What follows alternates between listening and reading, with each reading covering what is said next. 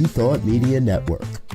We are a global broadcast network of positive music, media, and entertainment, inspiring humanity's evolution along the journey of enlightenment and creating a world of love, peace, empowerment, and prosperity for all.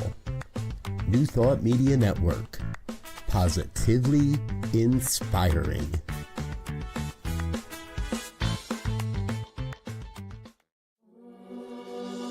Free my mind, open my heart with the whispers of truth. To live a conscious life, to live a conscious life on the growing edge. On the growing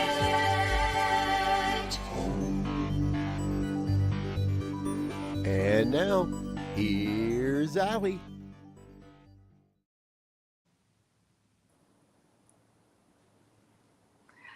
Hello and welcome to Growing Edge Live. Most of you watching know me as Allie, and for those of you that are here for the first time, welcome. Today we're doing something a little different, and I'm going to be turning this whole episode over to my dear friend, Kellee. So honored. Go for it, Kellee. You're the leading lady here. It's mine now? Okay, well, welcome to this show, and it's my great honor and pleasure to interview the program's usual host. And the reason I'm doing this, I've known Allie for, gosh, I think it's been since it was in the first decade of the 2000s when I moved to Ogden. And Allie, as the founder and leader of such a spiritual center, I would go to the spiritual center, I would attend her women's workshops, her art workshops, take her Enneagram work. And she's been my teacher, mentor, inspiration, a sister. And along the journey, I've come to realize that as I observe Allie lead the way for people to heal and grow and learn, that I've just only had little snippets of her story, which is absolutely fascinating. It is, you can't make it up. It's so wild. And so I asked if I could please interview Allie. And as a result of this, as we've sort of heartstormed it and brainstormed it, and I listened to her share, I realized that we couldn't get Allie into one episode, 2 episodes, 3 episodes. It's like, what if we do a series? And Allie's entire story about how she's taken a very difficult start in a very unusual, unorthodox way and pulled threads through it that could have gone a very different direction with the history she's had. But somehow Reverend Allie Benjamin, has taken, in Britain, it's what we say is making a silk purse out of a sow's ear, which basically means you get given a pig's ear and you make a silk purse out of it. And Allie's literally taken all the threads from everything she's learned and woven a tapestry. And so we're calling this the series here on Growing Edge Live, The Golden Thread. And this will be a series of conversations that explore the moments that shape us, the experiences which stay with us, and the deeper meaning that our life experience reveal in their time. And it's never what it seems to be unless we take the easy way. Like if we take the easy way, it can be addiction, disassociation, mental illness. Allie Benjamin's way, you're going to see this tapestry unfold. So I'll give you a little introduction about the reason and the start of our first episode today. Allie's spiritual guide, teacher, and really the true heart behind this show. And many of you probably don't know this because Allie doesn't ever really talk about herself. But Allie is the daughter of a very famous woman, and that is an Olympic gold medalist in the 1964 Olympics in long jump, in hurdles, Well, she did Or the anyway, long she was, jump, the pentathlon, and which includes several events. So and all it was the events. first woman in history to walk away with 3 medals out of the same Olympics for Britain. Her father was a pivotal in Henley-on-Thames rowing, so she was raised by 2 really important, successful people whose lives required a lot of their attention.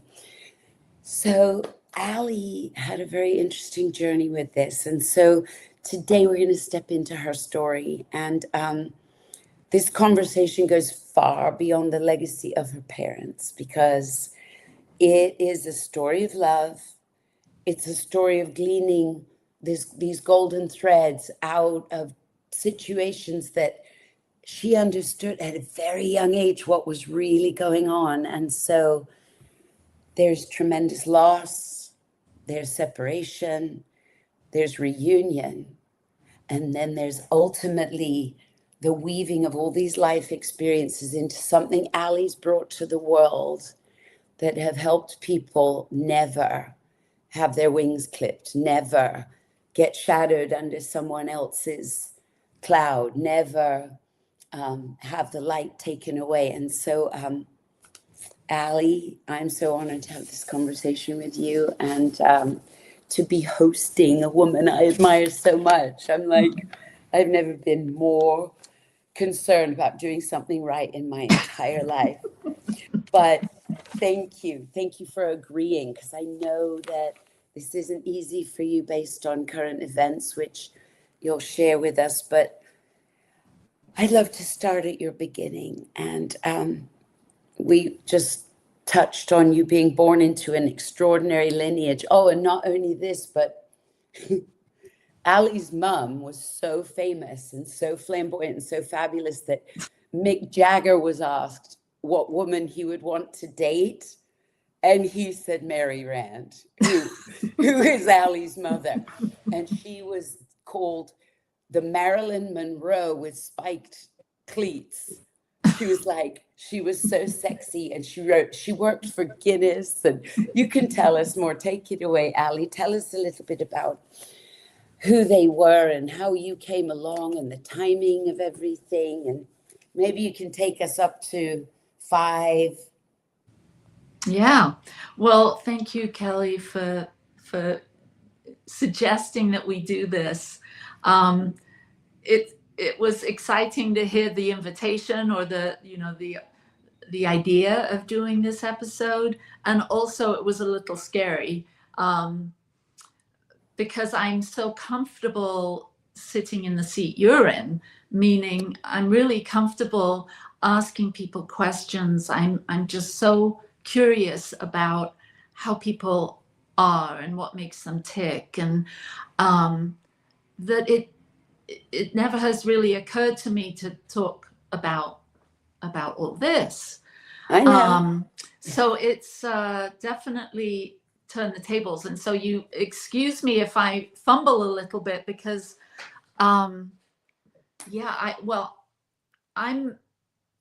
before we get going, my mother just passed away 2 weeks ago, and that has really stirred up a lot of memories. There's been a lot of press and articles written about her and her accomplishments, and I've spent the last month of her life with her, and so I'm in my own place of grief. I'm in my own place of shock, actually. I have with my mother, I have 2 sisters, and so it's been the 3 of us. And so I will try and stay on track, and I will try and stay clear and respectful to my sisters and my mother's memory, and this delicate and tender time that our family is in at the moment. But going back to the beginning, I was born in 1962, and I just had my 64th birthday. I can't believe it. I say 64, and my friends have been teasing me, sending me that Beatles song, you know, when I'm 64. And so that's been sort of a fun, but also a little painful to realize I'm that age. And I did meet the Beatles with my mother when I was going to say. And you apparently had a Beatles haircut. I did, and I wish I had a picture of it now because it was an awful haircut, but yeah, it looked just like this. Lots of people used to mistake me for a boy when I was a little girl. I was such a tomboy. Anyway, I was born in 1962 in Henley-on-Thames in Oxfordshire in England, and it was an amazing time to be born in that, you know, very different than America. I've lived in America most of my adult life. And so when I speak to Americans about the 60s, they have a similar but different awareness. I think England was different than America, but there were some similarities. It was a time of fashion, and it was a time of women really stepping into their own. And that's what I remember when I think of my childhood and my mother, is someone that was a trailblazer, someone that was very, very glamorous. She modeled.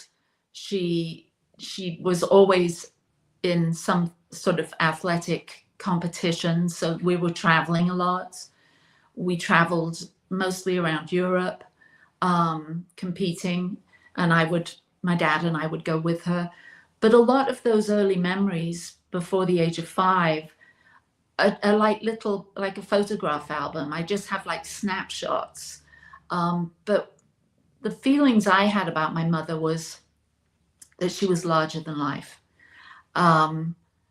She was so popular with just people from all demographics, from all age groups. She was very aware of her talents and her impact. She was born in Wells, Somerset, very, very humble beginnings. And she sort of made it out of very humble beginnings onto the world stage.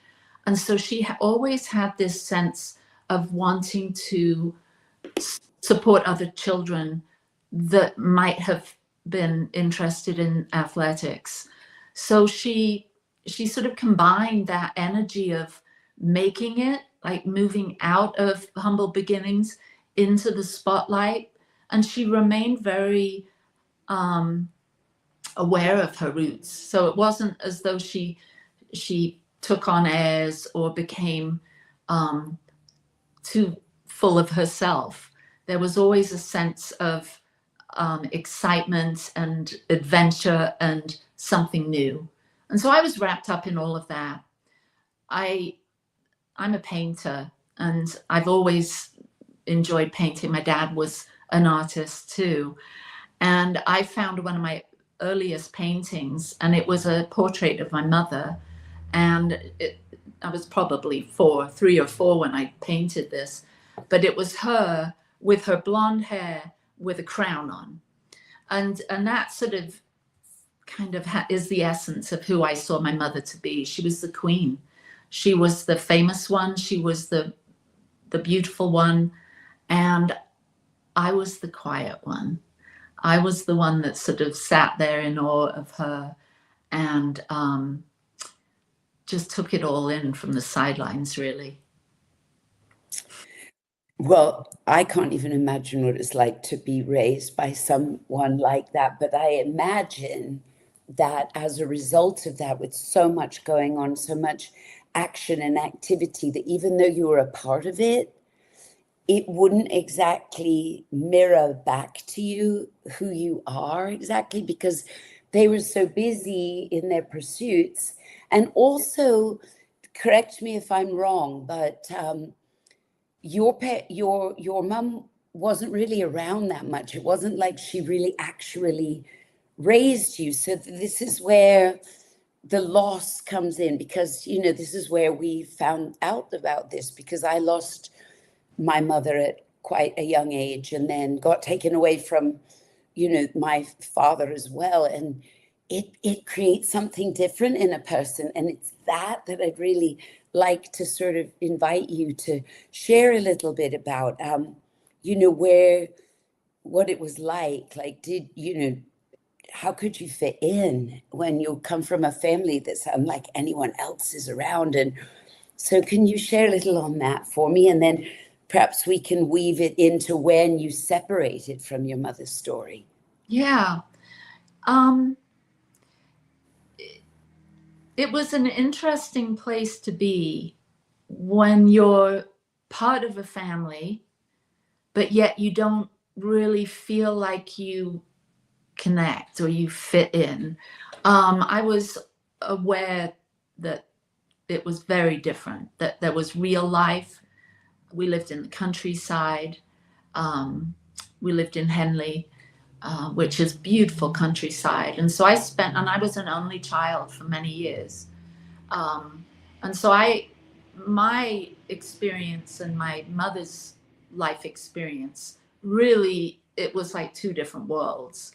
I was with my dad, and he was also very busy being an athlete, a rower, an oarsman, and very involved in coaching. I had a nanny from the earliest time I can remember, and I had a series of nannies. So there were these young women that would be taking care of me. And so my mother's life and all of that was very sort of distant. She would live in London and I would live in Henley, actually Nuffield, which is a small town outside of Henley. And I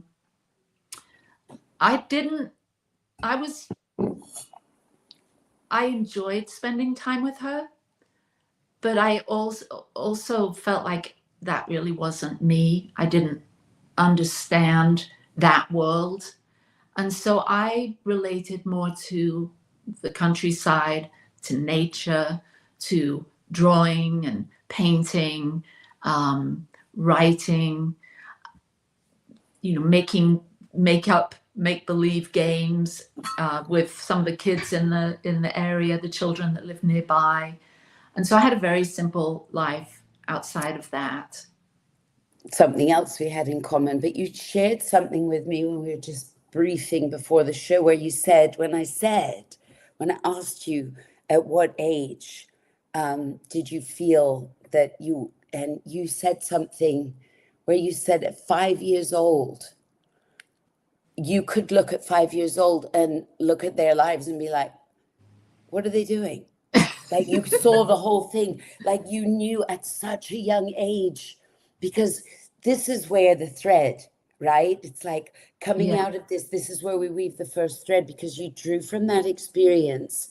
And at 5 years old, and I believe at 5 years old, Mum, this is when you were with nannies, this is when like nobody's about, and something happened then. And I really like to sort of, you said then until 20, it wasn't until you were in your 20s that you actually found a way to channel this, but it started when you were 5. Yeah, so it did. You said you didn't fit in, and exactly. It wasn't just I didn't fit in to my family. I could sense, and I didn't think this at the time, but now looking back, I could sense that the world, that life isn't actually as it seems. Like there's this world, this phenomenal world where, people are going about their everyday lives, but I had a sense there was more. And so I was always interested in going deep. I had my first mystical experience when I was 5. It was an experience of union with everything, a oneness experience. And that's a touchstone for me. That sort of gave me the comfort and a sense of belonging to this life, to this world, that my family was unable to provide for me, because I just didn't feel like I could could find a sense of belonging within the family, but something happened inside me that just had me know that I belong to everything and everything belongs to everyone. And so that's one of the threads that started at age 5 that has been my lifeline.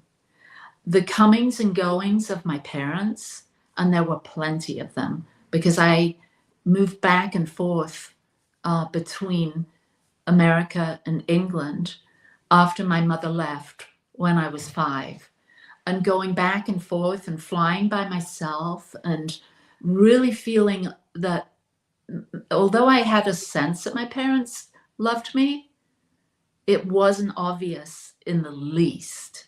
I didn't get a sense that I lived in a safe world with them or that they were going to really be there. So I became more strong in myself, in my relationship with the divine. And that is the golden thread that is woven through all of the work I've done in the world as an adult. It's woven through me as a young mother having children. It's wanting to help others to feel that oneness and feel that belonging to this world and to your life, even if you don't have the love that you wish you'd had from your parents, or a sense of belonging. You said something, Kellee, growing up in a family that wasn't typical. It also made a separation between me and the other kids. Like, they thought I was a snob. They thought I was someone that I wasn't, based on my parents. And so they ostracized me and made fun of me because I wasn't like them. So I always kind of, for many of my teenage years, I tried to be very different than my parents. I tried to be more rough, more raw, more kind of move more towards the mischievous side. And in an attempt to connect more fully with my peers, I wanted to dissociate from the fame and the accomplishments of them. And that's where I started to develop my own love of art and expressing myself through things I could actually make and making my space, my home beautiful. I wanted to create an identity for myself in the way Ali, I move. can I pause you right here? This is where I find this so fascinating, and this is where, for our viewers, and welcome everyone, so glad you're here. There's that crossroads where, without being given an identity, some people don't find out who they are, and they not only dabble, sometimes they go all the way. You found that way into creation, right? Instead of destruction. It's like the Shiva Shakti.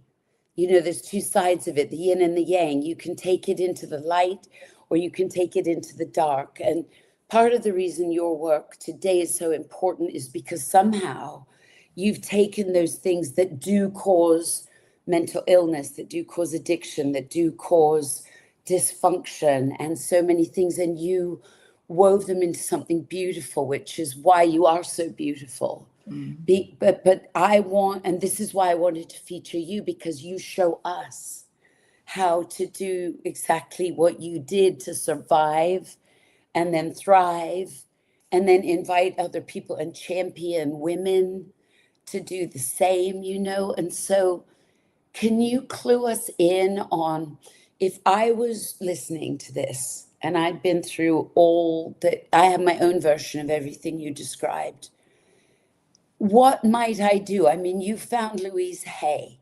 Who is Louise Hay? What was it? What was it? What connected? What resonated that invited you and gave you hope and showed you the way? How did you find it? Yeah, I found my way, as a child, it was through art, and as an adult, I was, especially after I had 3 children, and I wanted them to feel a sense of community. And so I was exploring ways to bring them into a positive community. And in my search for that, I stumbled across Louise Hay.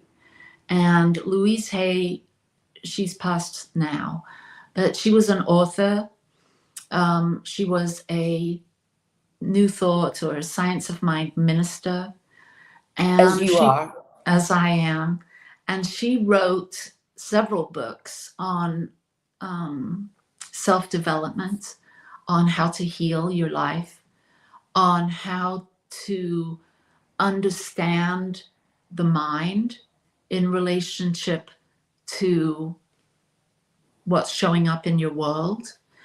And so when I picked up the book, You Can Heal Your Life by Louise Hay, I had this deep realization that I was more than, and I already knew this at some level, but this was like actually in written form, that I was more than my thoughts, that I was a spirit or a soul that had the ability to think, and that I could actually choose the kind of thoughts I wanted to think, because the kinds of thoughts that we think then influence our worldly experience. And so I learned to change my thinking about, life's not fair, or I don't belong, or,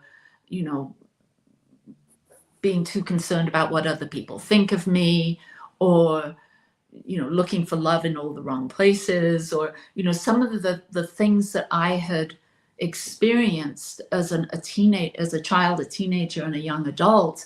I began to gain a little bit more agency over my thinking, which therefore started to influence my experience, the people that I would spend time with, or the things I would do.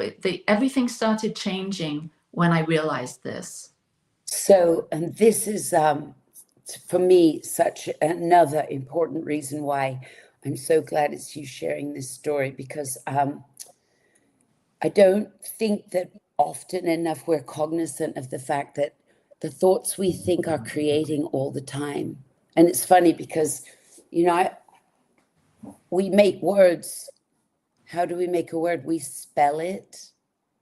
And so our thoughts are in words. And so we're literally casting spells on ourselves with the stories that we're telling ourselves. And you took this story and you decided to create something out of it, that by changing your mind.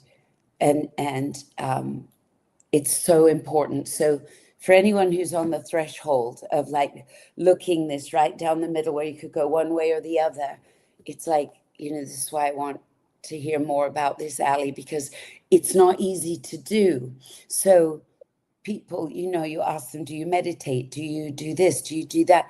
What did you actually do as a practice? I know art, it's incredibly meditative. Reading like Louise Hay, New Thought literature, joining a New Thought community, like it's like the inertia of gravity that wants to pull us into just being a sad victim with emotional, mental handicaps, or feeling like we cannot. And everything about Ali Benjamin says, I can. And tell me, what did you do? Well, like you mentioned, meditation, reading lots of not only self-help, but spiritual texts. Those were probably the biggest inroads into really having exposure into the lives of others that had done it differently. Excellent. And with that, we need to take a short little break. And when we return, everybody, we're going to hear the rest of the story of how Ali utilized these things she was feeling to change her mind, change her heart, and shine. Thanks, Ali. We'll be back in a minute. Thank you.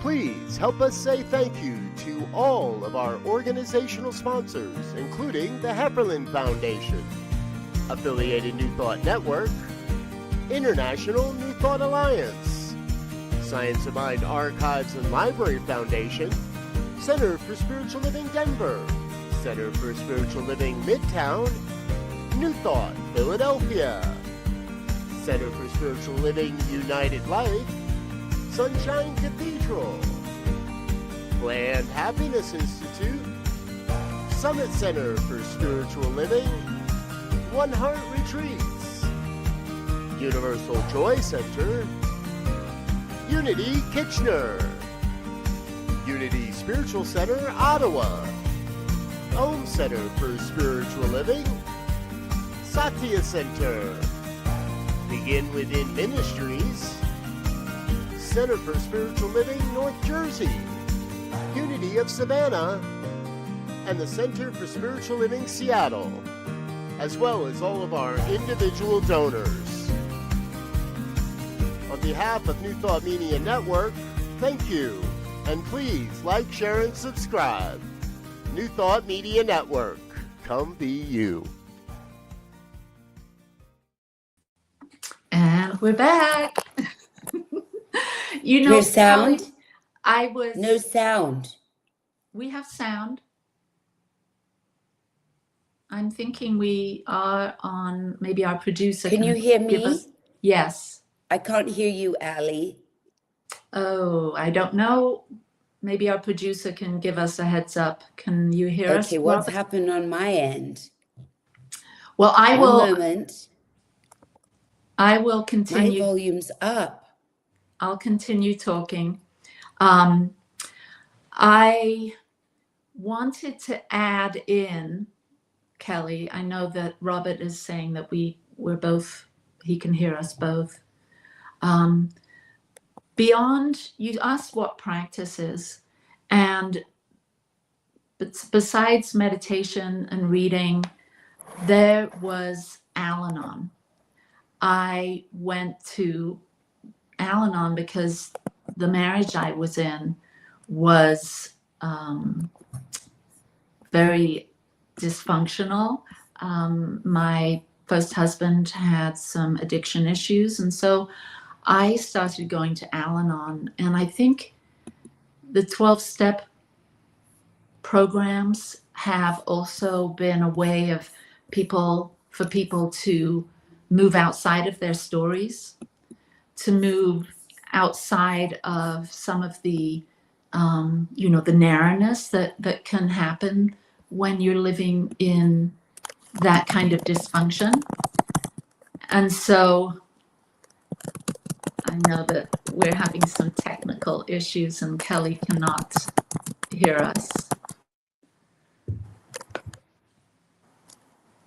Can you hear us, Kellee?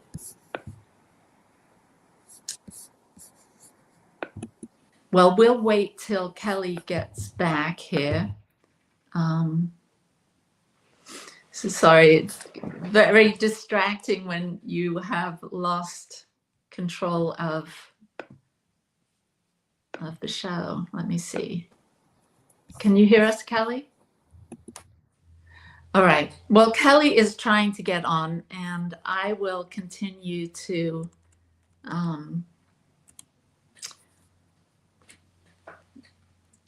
okay.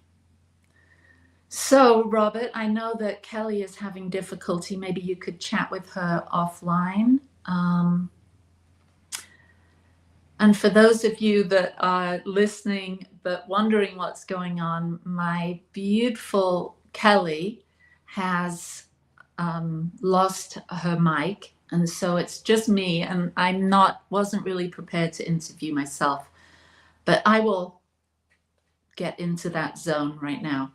So Kellee had been asking me, what was it that helped me to move out of a place of feeling sort of confused about life, living in the shadow of parents who had made it or who were highly successful in their fields, but not really having the nurturance that I needed to feel safe and to feel loved. And so my life went through a lot of changes back and forth from this continent, from America, the Americas to the UK. And whilst I never really had a lot of good mirroring or good support or nurturance, I found that through my spiritual journey, my spiritual community, Al-Anon, Centers for Spiritual Living. And so when you take your life into your own hands, which is basically what Louise Hay really encourages, that you start to put your thoughts and your ideas in a direction that you want to go. You start to visualize yourself and your life the way you want to live and the person you want to be. As I started to get more inspired and empowered to create my own persona, my own personality, and have that align more deeply with the essence of me, my soul, which I was finding through the reading I was doing, through the meditating I was doing, through the healing I was doing in 12-step and Al-Anon rooms, through the conversations I was having with others. I could see that people were making significant shifts and changes in their lives, not merely by spiritual practices, but by putting things into practice, by doing things differently. And so that's what I did. I started thinking in new ways. I started speaking in new ways. I started to have different emotional responses to myself and to the people around me, because I know that people live out loud, and if they're struggling, sometimes their lives can be very messy, or relationships can be difficult. So I got a real sense that we're sort of these people, all of us have these aspects, that we've got this soul, this deep sense of our essence, and then we have a personality that we've built up over the course of our lifetime. And it's about bringing those two aspects to being one, into wholeness. And so, seeing my parents and the way they formed their lives was a good start.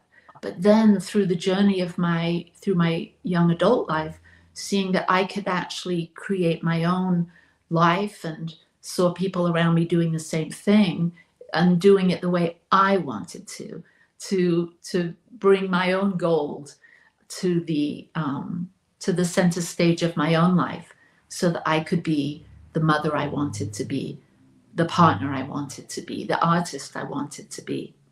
And so, well, Kellee, that's really where Louise Hay took me.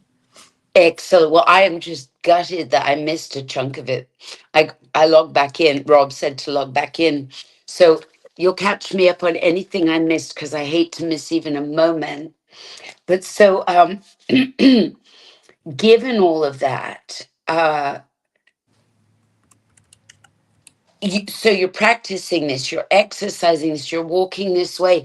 You're literally taking all the things that you didn't have as a child and creating them for yourself. So it's sort of like becoming your own parent, right?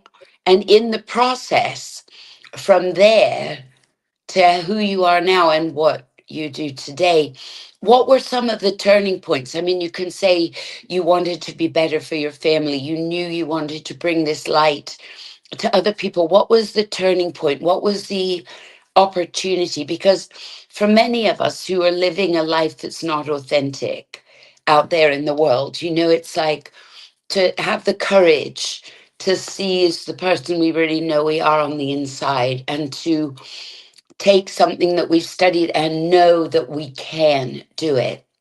And we're going to get to your book, you know, because it's so important that to know you have the wings. Was there a particular moment that you had an invitation, or you took a course, or because you are a scientist of mind and you did end up a science of mind minister and, you know, founder? Yeah. Well, there were many moments. I there's moments of great light and joy, and then there's moments of deep loss and sorrow and trauma. And I can see, as I look back over my life and the lives of all of the people that I've had the privilege to work with, people tend to really open up and share with me a lot of their experiences. And what I can see is that I got a calling at a very young age to take the more mystical path. And thank God I did, because that really has been an ongoing evolutionary journey. And so I have this deep passion for all of those deeper experiences. You know, I do a lot of retreats. I've walked the Camino through Portugal and Spain. Studied everything. I've studied so many things. I especially love the Enneagram. There's been so many opportunities to learn, and I'm very hungry to not only learn, but to actually put those things into practice. So lots of that along the way, like a real hunger for finding the new, but also diving into the past and the mystical things of the past. But I think the biggest points for me that have snapped me into wanting to change, or wanting to be a guide or a support to another, have been my son got ill when he was 10 years old and had a 19.5-inch spinal cord tumor. And when a child gets diagnosed with something like that, it's like everything stops. Our whole family just came to a screeching halt. And as a mother, being told that your child won't live, that and your child's alive and playing video games, and somehow you have to morph into being the mother of a child that potentially is terminal. And so that invitation led me into a deeper sense of wanting to live this life as best I could, to be the mother that he needed. And so those points when something so scary happens, it awakens something within you that I believe all of us have within us, that there's something that wants to be expressed. And for me, it was this light, this wanting to make connection with others, not in a casual way, but in a deep and meaningful way. I never thought as a young one, or even an adult, that I would be a minister. That seemed like I wanted nothing to do with religion. And so to step into that role was terrifying. But things like my son's illness, and then later my oldest son, he passed away at age 32.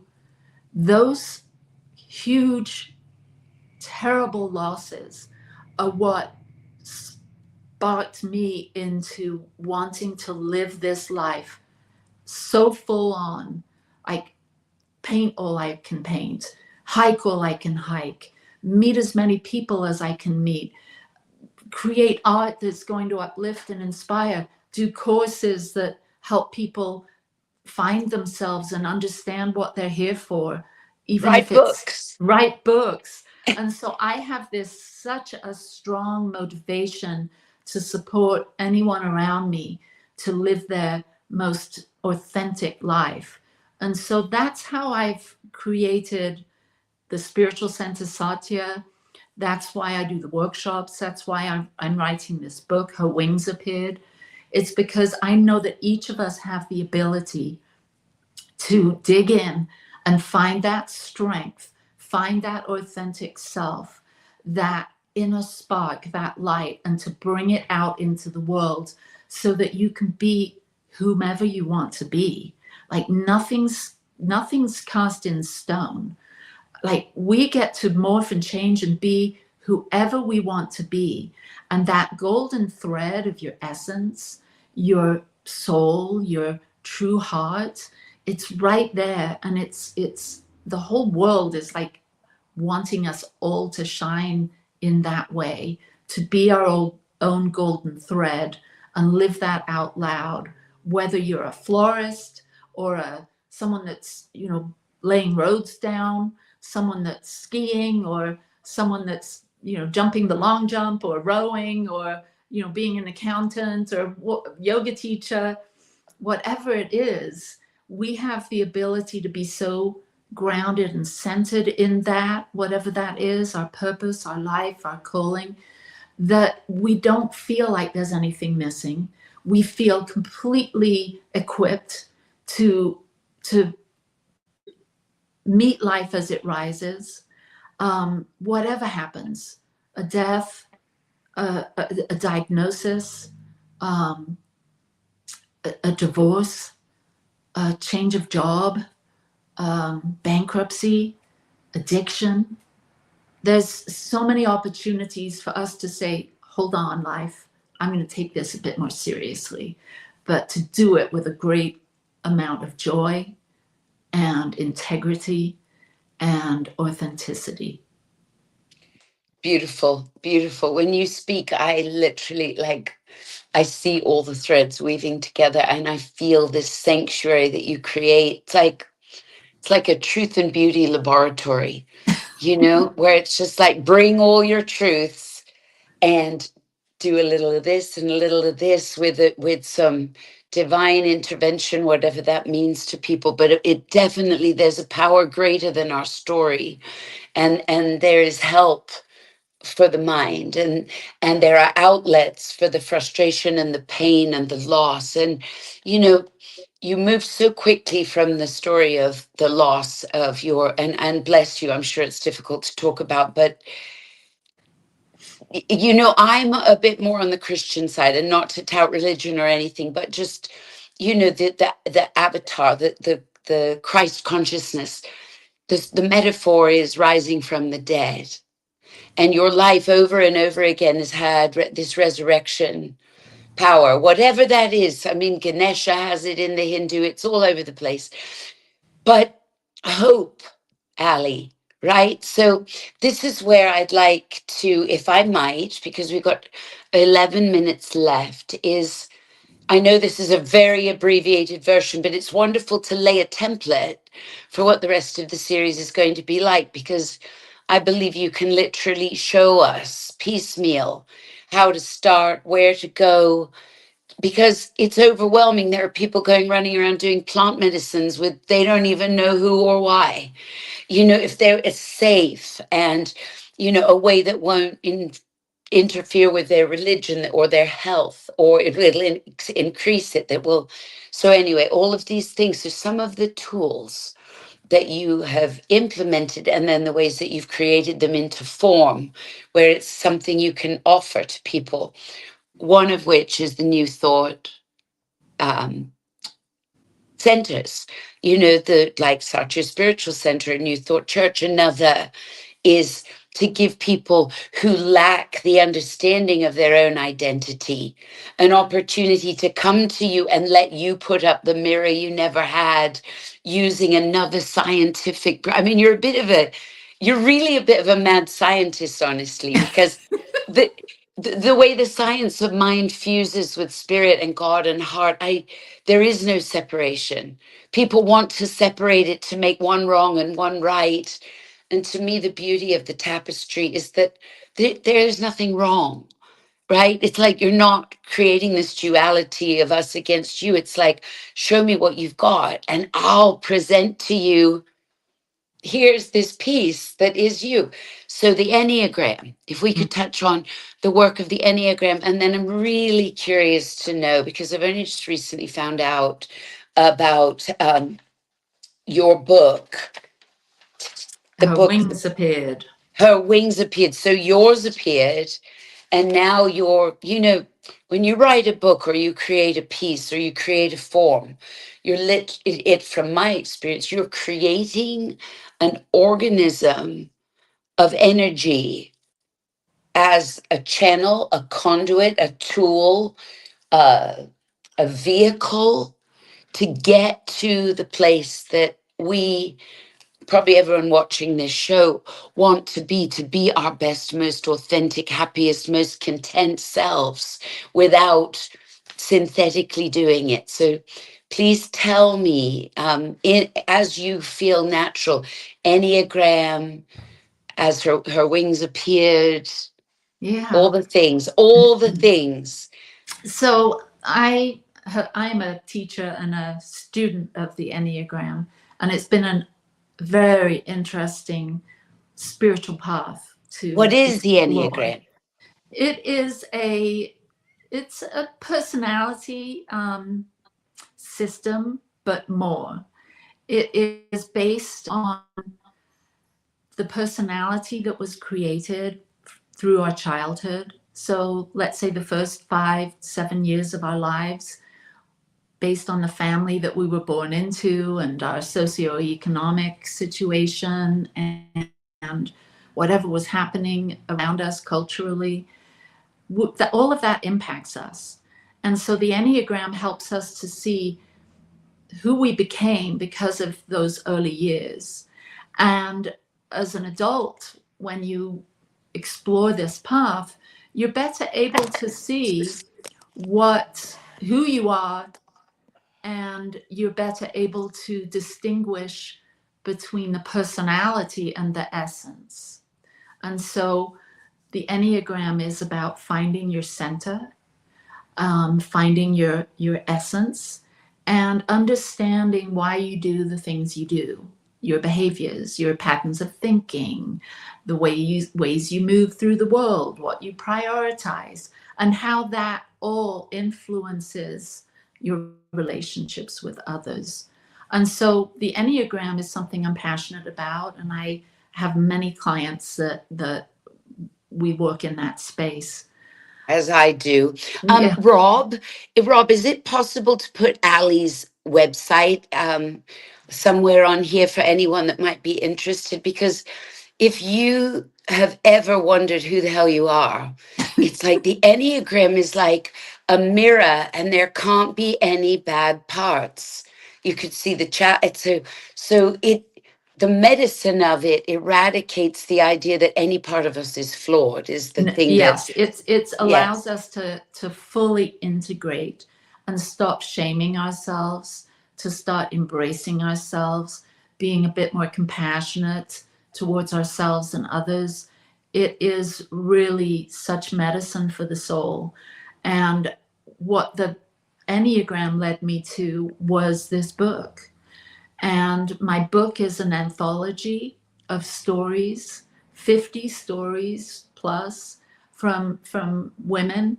I have a co-author, Diana Soroka, and the two of us have shared a lot of stories. These are all short stories that highlight or give form to moments when women found their wings. And their wings, they're not literal, but they could be.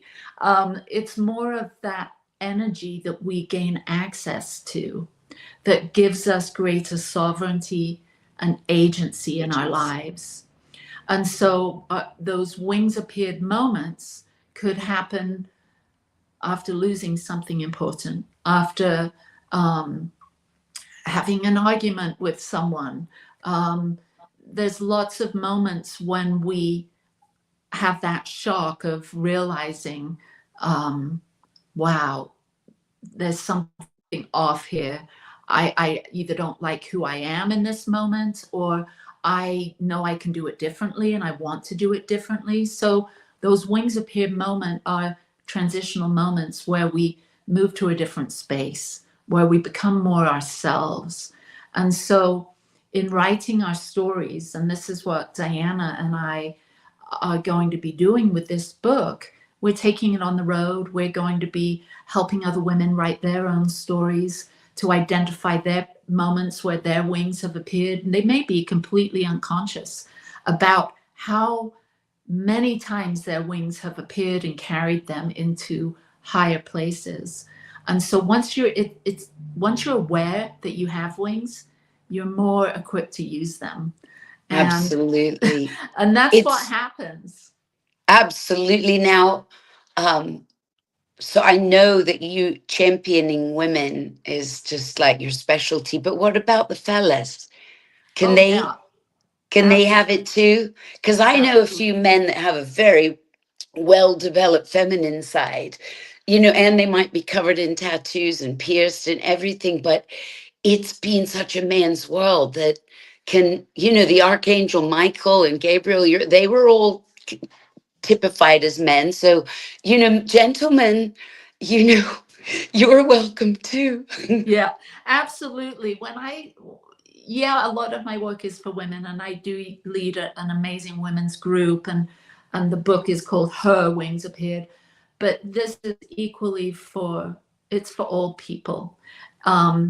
We all have masculine. And the Enneagram feminine. Also. Excuse me for interrupting.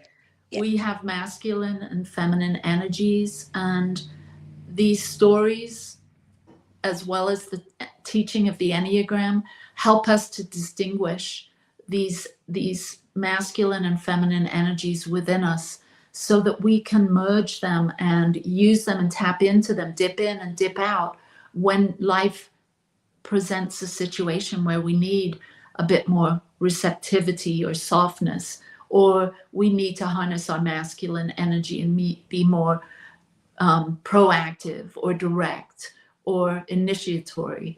And so as we start to understand who we are as a energetic being, we can then move into spaces where gender, where masculine, feminine, all of that, it sort of just dissolves into us being our natural essential self. Which kind of levels the playing field on this whole gender battling that's been going on. It's like, and this is what I love about your work, because it is about unification rather than creating further, because so many religions, it's like there's good and bad and right and wrong, and it creates a bigger rift, where the science of mind teaching everyone how to do it their way.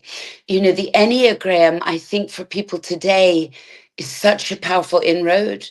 And it's not like astrology, people. It's like you'll get asked a whole lot of questions in a bunch of different ways to really hone in on who you are, how you move in the world. And I know that, first we have to be grounded, and then we have to fly. And you seem to be able to take us from earth to sky and everywhere in between. And we're winding down the clock now on our podcast today. But Ali, I just have to say this has been absolutely an honor and fascinating. Like, I'm hanging on every word that I was able to listen to, apart from the fact that I got booted, which happened when you interviewed me as well. Oh. But I really thank you so much. You beautiful, fascinating, extraordinary life. And Thank you to the Growing Edge Live. Thank you to New Thought Media Network. And everyone, if you liked this, please sign up and subscribe. And thank you to all our sponsors. And Ali, any closing words for us until next time? I love you, Kellee, and I love you. I Thank love New you. Thought Media Network. And thank you, everyone, for watching. Thank you, Ali. Mwah. Bye. Bye. Free my mind, open my heart with the whispers of truth. To live a conscious life, to live a conscious life on the growing edge.